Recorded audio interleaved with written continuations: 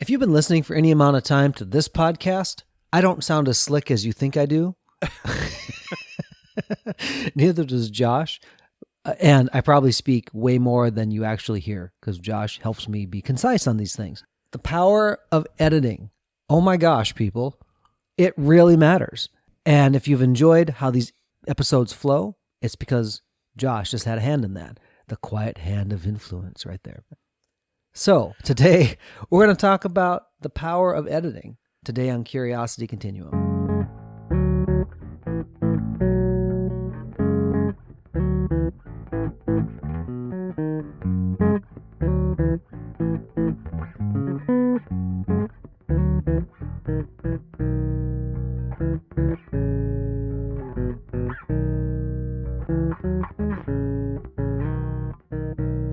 Hey everybody, this is Josh. And this is Brian. Welcome to Curiosity Continuum. We are a podcast and movement started by two lifelong friends whose mission is to guide you through a changing world by helping you level up your contextual awareness and sharpen your collaboration and problem-solving skills. Our conversations explore, examine, and reframe practical topics that help you learn something new and apply what you already know in a new way. If you find these conversations helpful, please hit subscribe on your favorite podcast app and rate us. Leave a review so others can join the community. You can always find us on curiositycontinuum.com and on our social media accounts. Thanks for tuning in, and let's start the conversation.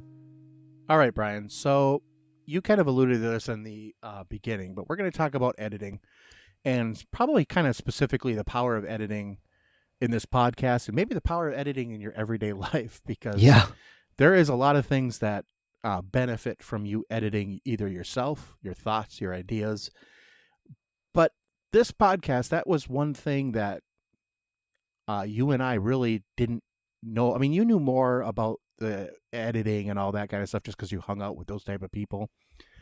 I have never really done anything like this before we started doing this, So we did a little bit of podcasting before, but I never edited or I never did any of that stuff. So it was a sharp learning curve. But how Brian said, you kind of learn how to take out the bad stuff.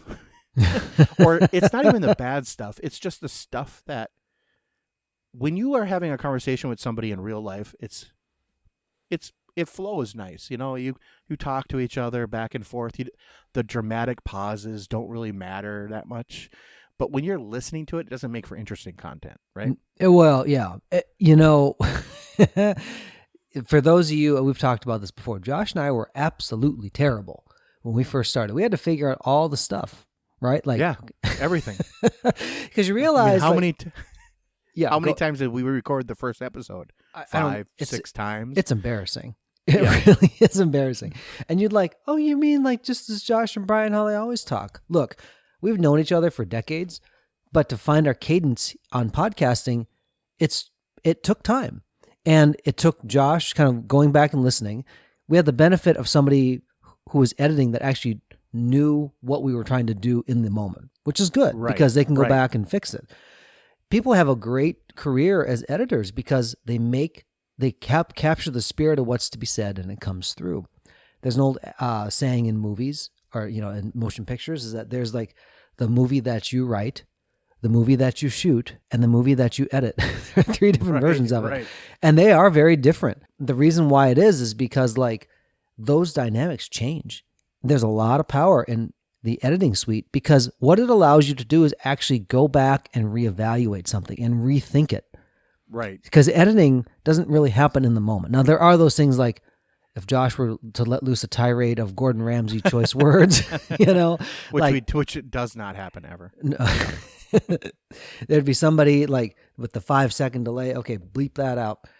That's one thing. But when we're talking about rhythm and flow, editing has a really big impact on it because it has a mental impact on you. And sometimes the person is really good at what they know, and they're absolutely terrible at speaking. If anybody's done any type of audio editing, they know it's this person is brilliant, and they just sound like Ozzy Osbourne when you try to interview them.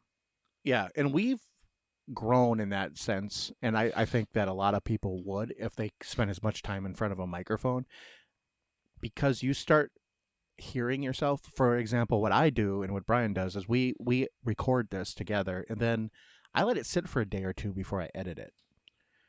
And what that does is it lets my brain kind of clear of what the actual recording process was like, and I just listen to the content. So I hear every little bit of like ums and ahs and pops and things that we do that you don't even think you do when you speak. People don't realize that if you inhale before you speak, or you say all the time, or like. That's, for me, that's one of my pet peeves when I listen to a podcast, is like hearing like 75,000 times. So I take that out. And when I take that out, I realize one thing, and Brian and I have edited episodes together. We take that out and we're like, man, that sounds good. Is that even, I mean, it's almost hard to believe it's sometimes us, but that is editing. And I think we've seen this, and like Brian was talking about with movies, we've seen this relatively recent, especially in recent years, with the advent of Blu-rays and DVDs with director commentary. I don't know if you've ever listened to your favorite movie, let's say your favorite movie of all time, on a DVD with director commentary, and listen to the director's commentary.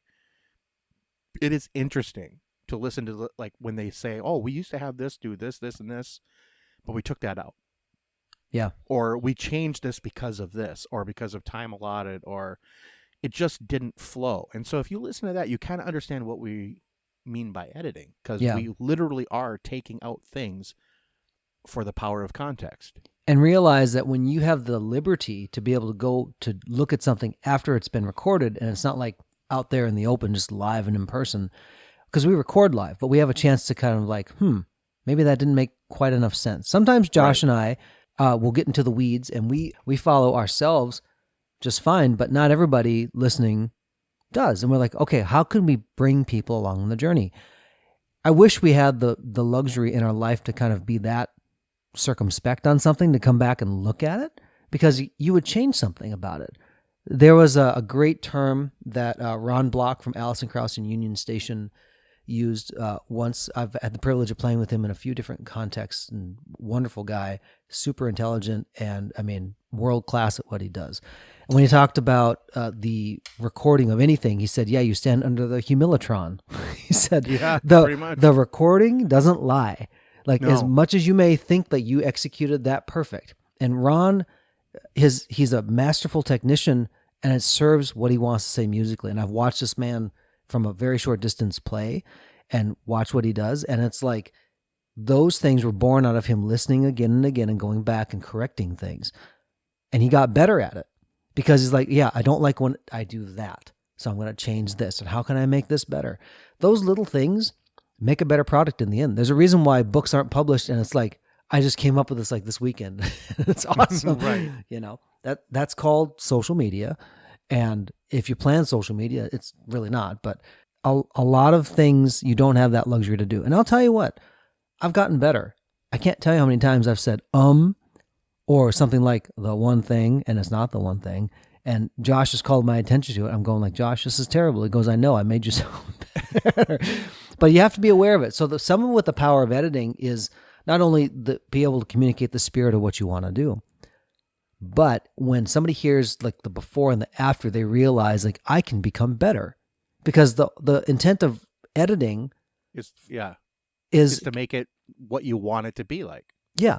The message you want to say to the people you're saying it to. Right.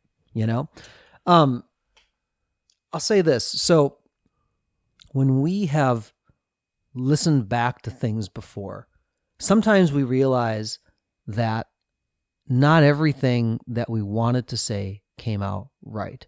So I want to kind of apply this now for power of editing in your own life.